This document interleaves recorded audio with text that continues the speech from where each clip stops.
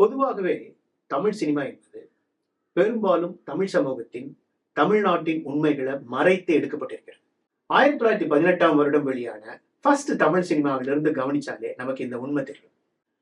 நீங்க பார்க்கும் ஒரு சினிமாவுடைய மிக முக்கியமான விஷயமா நீங்க கவனிப்பது என்னன்னா, அந்த கதை எந்த நிலப்பரப்புல நிகழுது, அதாவது ஜியோகிராபி அப்படிங்கிறது ரொம்ப முக்கியம். திருவண்ணாமலை அப்படிங்கிற நிலப்பரப்பையும், அதில் கூத்து என்ற கலை வடிவத்தையும், அதில் இயங்கும் குழுக்களின் வாழ்க்கை முறையை பற்றியும் பேசும் படமாக வந்திருக்கும் ஜமா பற்றி தான் நாம பார்க்க.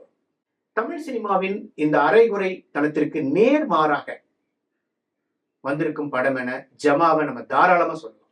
அந்த ஊரை சேர்ந்த மனிதர்கள், கூத்து கலைஞர்கள் என எல்லாருமே மிக இயல்பாக கூத்து வாழ்க்கை சார்ந்து அங்க எப்படி வாழ்றாங்களோ இன்னைக்கும் அது அப்படியே நடிச்சிருக்கிறதா இந்த சினிமாவினுடைய மிகப்பெரிய பலம். இது போன்ற நல்ல முயற்சிகளுக்கு பப்ளிக்கான நீங்க ஆதரவு கொடுக்கணும்.